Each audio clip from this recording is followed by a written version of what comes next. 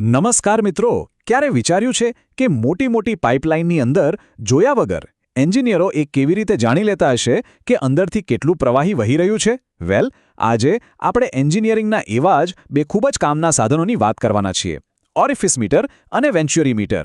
બંનેનું કામ એક જ છે, પણ કામ કરવાની રીત બિલકુલ અલગ છે.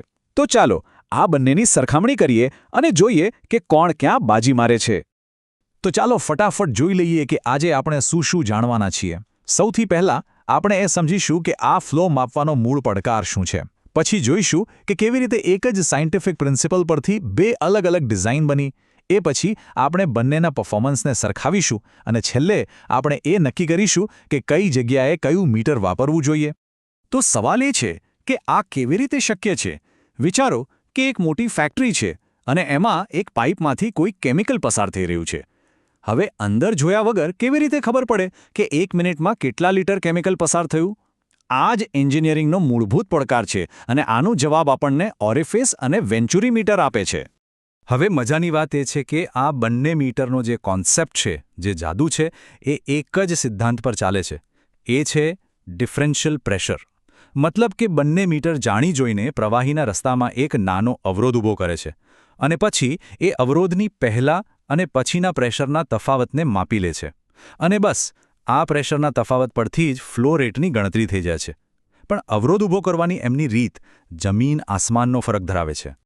તો ચાલો હવે આપણે આ બંને મીટરની બનાવટને જરા નજીકથી જોઈએ. આપણે એ સમજીશું કે એક જ સાયન્ટિફિક પ્રિન્સિપલ હોવા છતાં એમની ડિઝાઇનમાં આટલો મોટો ફરક કેમ છે. આ બધાની પાછળનું જે મેઇન સાયન્સ છે એ છે બર્નોલીઝ પ્રિન્સિપલ. એકદમ સાદી ભાષામાં કહું તો જ્યારે પણ કોઈ પ્રવાહીને સાંકડી જગ્યામાંથી પસાર થવું પડે ત્યારે એની સ્પીડ વધી જાય છે અને જેવી સ્પીડ વધે એનું પ્રેશર ઘટી જાય છે. બસ આ જ ફંડાનો ઉપયોગ કરીને બંને મીટર પ્રેશરમાં તફાવત ઊભો કરે છે અને એ તફાવત પરથી આપણને ફ્લો રેટ મળી જાય છે. તો જુઓ, આ છે આપણા બે પ્લેયર્સ. ડાબી બાજુ એકદમ સ્મૂધ અને ગ્રેજ્યુઅલ ડિઝાઇનવાળું વેન્ચ્યુરી મીટર અને જમણી બાજુ છે ઓરિફિસ મીટર, જે બીજું કંઈ નહીં પણ વચ્ચે કાણું પાડેલી એક પ્લેટ છે. પહેલી નજરે જ ખબર પડી જાય છે કે બંને કેટલા અલગ છે, ખરું ને? ઓરિફિસ મીટરની વાત કરીએ તો એની ડિઝાઇન એકદમ સિમ્પલ, કહો કે જુગાડ જેવી છે. બસ એક પાતળી મેટલની પ્લેટ લો, વચ્ચે એક ચોક્કસ સાઇઝનું કાણું પાડો અને એને પાઇપની વચ્ચે ફિટ કરી દો. બસ થઈ ગયું તમારું મીટર તૈયાર. એ પ્રવાહને અચાનક રોકીને સાંકડા કાણોમાંથી પસાર થવા મજબૂર કરે છે. આ સસ્તું અને સરળ છે, પણ એની કિંમત પણ ચૂકવવી પડે છે. હવે એની સામે છે વેન્ચ્યુરી મીટર. આ કોઈ સાદી ડિઝાઇન નથી, પણ એકદમ પ્રોપર એન્જિનિયર્ડ સોલ્યુશન છે. એના 3 ભાગ છે. પહેલો કન્વર્જિંગ સેક્શન, જે પાઇપને ધીમે ધીમે સાંકડી કરે છે. બીજો ભાગ છે થ્રોટ, જે સૌથી સાંકડો રસ્તો છે જ્યાં પ્રવાહીની સ્પીડ સૌથી વધારે હોય છે. અને ત્રીજો ભાગ છે ડાયવર્જિંગ સેક્શન, જે ફરીથી ધીમે ધીમે પાઇપને પહોળી કરે છે, જેટલી પ્રેશર પાછું રિકવર થઈ શકે.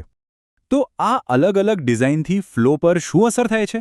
વેલ, બહુ મોટી અસર થાય છે. વેન્ચ્યુરી મીટરની સ્મૂધ ડિઝાઇનને કારણે પ્રવાહી એકદમ શાંતિથી અને સ્મૂધલી પસાર થઈ જાય છે. પણ ઓરિફિસ મીટરમાં પેલી તીક્ષ્ણ ધારને કારણે પ્રવાહમાં ટર્બ્યુલન્સ એટલે કે જબરદસ્ત વમળો સર્જાય છે.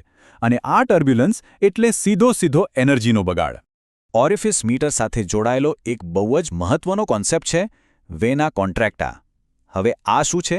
જ્યારે પ્રવાહી પેલી પ્લેટના કાણામાંથી પસાર થાય ત્યારે એ તરત જ ફેલાતું નથી, પણ થોડું આગળ જઈને સૌથી વધારે સંકુચાય છે. આ જે સૌથી સાંકડો પોઈન્ટ છે એને વેના કોન્ટ્રાક્ટા કહેવાય છે. અને આ જ એનું સૌથી મોટું પ્રોબ્લેમ છે, કારણ કે સૌથી ઓછું પ્રેશર અહીં હોય છે, પ્લેટ પર નહીં. આના કારણે જ એનું માપન ઓછું સચોટ બને છે. ઓકે, તો ડિઝાઇન તો આપણે સમજી ગયા, પણ રિયલ વર્લ્ડમાં કોણ સારું પરફોર્મ કરે છે? ચાલો હવે સીધી વાત કરીએ એની એક્યુરેસી, એનર્જી એફિશિયન્સી અને સૌથી અગત્યની વસ્તુ ખર્ચ વિશે. આ લડાઈ છે ને, એ એન્જિનિયરિંગની એકદમ ક્લાસિક લડાઈ છે. Accuracy versus cost. એક બાજુ છે આપણું વેન્ચ્યુરી મીટર, એકદમ સ્લીક અને હાઈ પરફોર્મન્સ ચેમ્પિયન, અને બીજી બાજુ છે ઓરિફિસ મીટર, એકદમ સસ્તો અને ટફ લડવૈયો. ચોકસાઈની વાત કરીએ ને તો આ ચાર્ટ બધું જ કહી દે છે.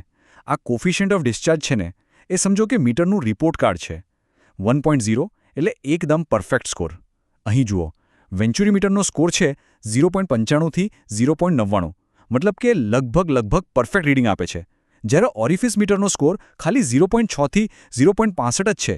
આ કોઈ નાનો સૂનો ફરક નથી, બહુ મોટો ફરક છે. હવે એક બહુ જ અગત્યની વાત, એનર્જી પરમનન્ટ પ્રેશર લોસ એટલે કે મીટરમાંથી પસાર થયા પછી પ્રેશરમાં જે કાયમી ઘટાડો આવે છે એ. સીધી ભાષામાં કહું તો જેટલો લોસ વધારે એટલી પંપને વધારે મહેનત કરવી પડે અને એટલું તમારું વીજળીનું બિલ વધારે આવે. વેન્ચ્યુરી મીટરની સ્માર્ટ ડિઝાઇન અહીં જ કામ આવે છે. એની સ્મૂથ ડિઝાઇનને કારણે એમાં પ્રેશર લોસ ખાલી 10થી 20% જ છે. આટલો ઓછો લોસ એટલે કે ખૂબ જ એનર્જી એફિશિયન્ટ છે અને લાંબા ગાળે તમારા પૈસા બચાવે છે. અને હવે જુઓ ઓરિફિસ મીટરનો આંકડો 60થી 80%.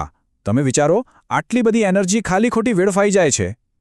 એટલે શરૂઆતમાં ભલે ઓરિફિસ મીટર સસ્તું લાગે પણ એને ચલાવવાનો ખર્ચ એટલે કે એનો ઓપરેટિંગ કોસ્ટ લાંબા ગાળે બહુ વધી જાય છે. ચાલો આ બધી વાતને એક ટેબલમાં ફટાફટ સમરાઇઝ કરી લઈએ. જુઓ શરૂઆતનો ખર્ચ ઓછો છે અને ઇન્સ્ટોલેશન સહેલું છે એટલે ત્યાં ઓરિફિસ મીટર જીતે છે. પણ જ્યારે વાત આવે એનર્જી બચતની, ચોકસાઈની કે પછી ગંદા પ્રવાહી અથવા સ્લરીને હેન્ડલ કરવાની તો ત્યાં વેન્ચ્યુરી મીટર સ્પષ્ટ વિજેતા છે. આ એક ક્લાસિક કેસ છે, શોર્ટ ટર્મ બચત વિરુદ્ધ લોંગ ટર્મ ફાયદા.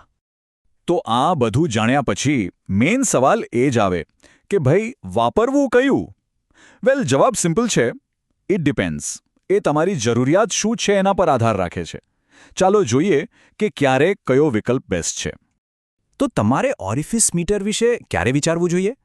જ્યારે તમારું બજેટ એકદમ ટાઈટ હોય, જ્યારે તમારે કોઈ ટેમ્પરરી સેટઅપ કરવું હોય અથવા ખાલી ટેસ્ટિંગ કરવું હોય, જો જગ્યા બહુ ઓછી હોય. અને હા, એની સૌથી મોટી ખાસિયત એની ફ્લેક્સિબિલિટી છે. જો ફ્લો રેટ બદલાય તો તમે ખાલી પ્લેટ બદલીને કામ ચલાવી શકો છો. અને વેન્ચ્યુરી મીટર ક્યારે બેસ્ટ ઓપ્શન છે?